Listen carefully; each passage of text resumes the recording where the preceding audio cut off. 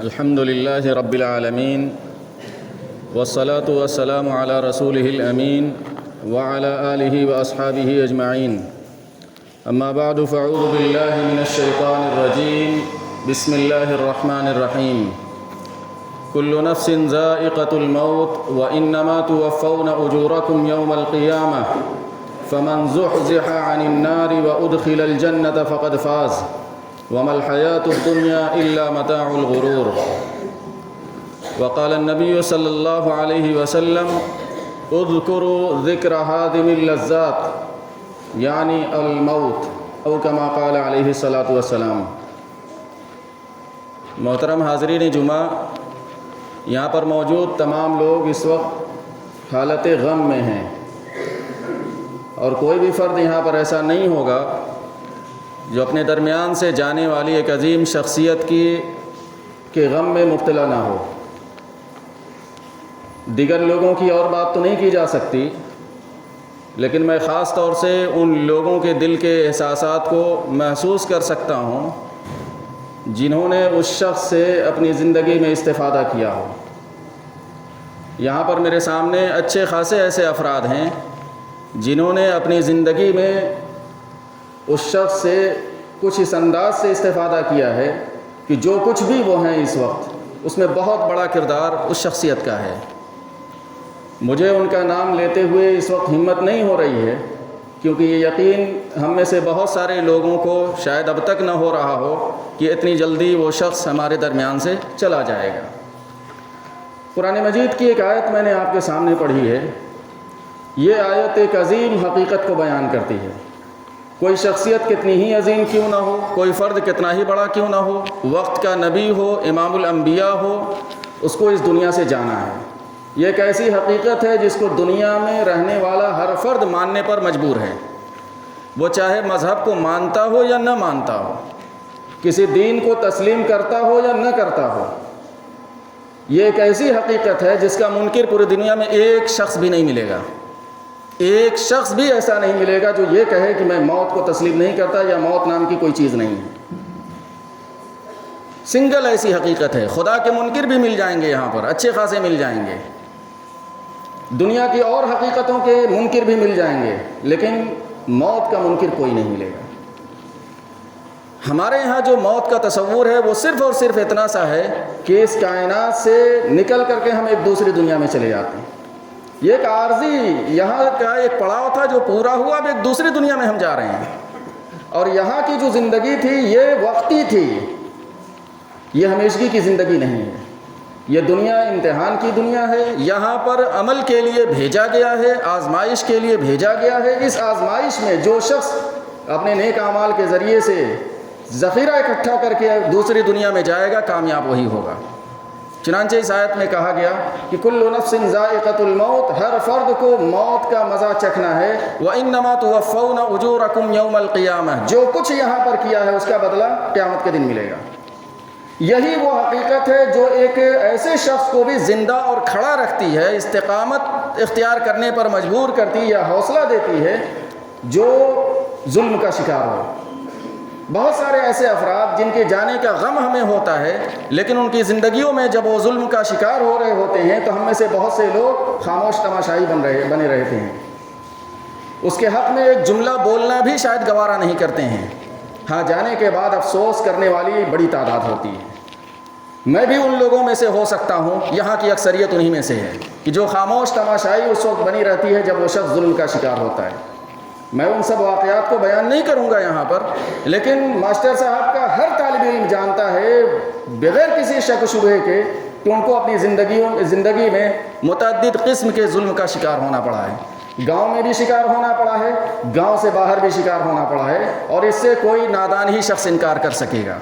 لیکن ان تمام کے باوجود اگر وہ بندہ ہمیشہ مسکراتا رہا، ہمیشہ خوش اخلاقی سے ملتا رہا، ہمیشہ جو ہے اپنے چہرے پر بشاشت لے کر کے کھڑا رہا، تو اس کی وجہ صرف اور صرف یہی کہ وَإِنَّمَا تُوَفَّوْنَ أُجُورَكُمْ يَوْمَ الْقِيَامَةِ کہ دنیا دارالجزا نہیں ہے. دارالجزا بعد کی دنیا ہے.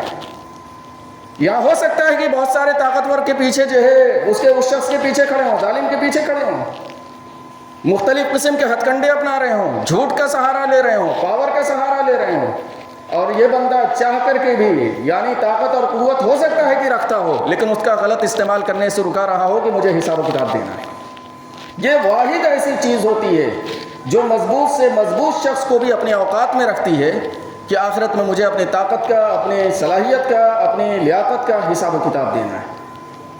اور پھر کامیابی کا نسخہ بھی بتایا یہیں پر، اور کس کو کامیابی کہا جاتا ہے، کامیاب کا لوگ کون لوگ ہوں گے یہ بھی بتا دیا اسی آیت میں، فمن زحزح عن النار وادخل الجنۃ فقد فاز، جسے آگ سے بچا لیا گیا وہ کامیاب ہو گیا، اور جسے آگ میں داخل کر دیا گیا وہ تو ناکام ہوا۔ پھر وما الحیات الدنیا الا متاع الغرور، یہ دنیا دھوکے کا ایک سامان ہے، اس کے علاوہ کچھ بھی نہیں ہے۔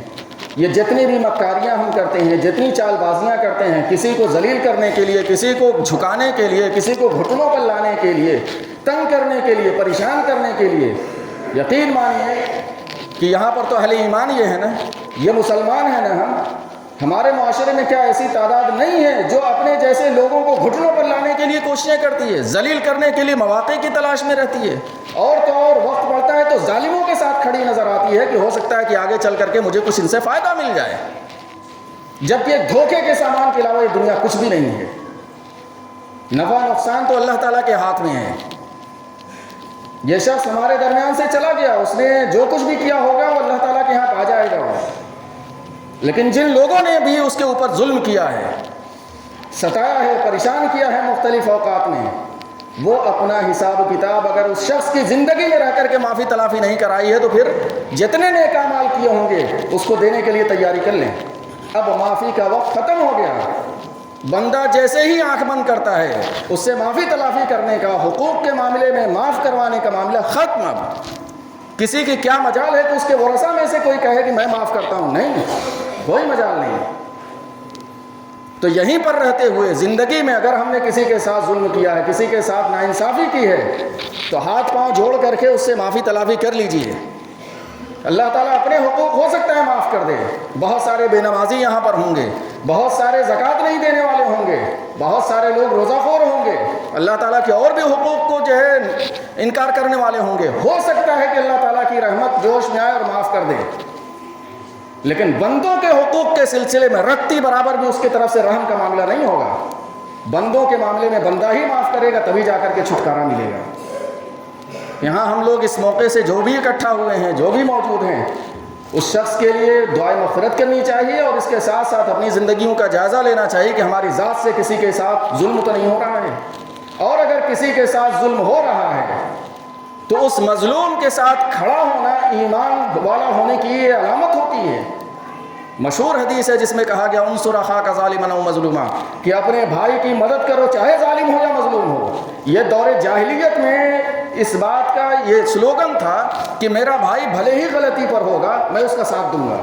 صحابہ کے درمیان جب یہ جملہ رسول اللہ صلی اللہ علیہ وسلم نے پیش کیا تو کہا کہ اللہ کے رسول مظلوم کی تو مدد سمجھ میں آتی، یہ ظالم کی مدد کا کیا مطلب ہے؟ کہا کہ ظالم کا ہاتھ پکڑ لینا۔ کیا یہ انتہائی ڈوب مرنے کا مقام نہیں ہے کہ مسلم سماج میں ظالم جو ہے اپنے ہی جیسے بھائیوں پر ظلم کریں اور وہاں پر موجود اکثریت جو معاشرے کا ہے وہ خاموش تماشائی بن گئے؟ یہ تقریباً ہر گاؤں کی صورتحال ہے، میں صرف یہاں کی بات نہیں کر رہا ہوں، جہاں تک مجھے علم ہے مختلف گاؤں میں آنا جانا ہوتا ہے، جہاں طاقتور طبقات ہیں اکثر و بیشتر کو ظالم پایا جا رہا ہے، اکثر و بیشتر کو۔ یہ سماج کو تباہ کرنے والی چیزیں ہوں گی، برباد کرنے والی چیزیں ہوں گی، اور ایسے معاشرے میں ماسٹر صاحب جیسی صلاحیت رکھنے والا فرد جس سے استفادہ کرنے والے ہزاروں کی تعداد میں یہی نہیں پورے ملک میں ہیں، یہ گاؤں بھی استفادہ کر کے بہت کچھ نئی نسلوں کو دے سکتا تھا، لیکن مرنے کے بعد ہی جا کر کے لوگوں کو احساس ہوتا ہے کہ ہم نے کیا کھویا ہے۔ اللہ تعالیٰ ماسٹر صاحب کی مغفرت فرمائے اور ہم لوگوں کو آخرت کی تیاری کی توفیق عطا فرمائے۔ جو کچھ ہماری ذات سے ظلم ہو رہا ہے کسی کے ساتھ اس کو روکنے، اور جس کے ساتھ ہو رہا ہے اس کے ساتھ کھڑے ہونے کے اللہ تعالیٰ ہمیں توفیق عطا فرمائے۔ اقول قولی ھذا واستغفر اللہ لی ولکم اجمعین فاستغفروہ انہ ھو الغفور الرحیم۔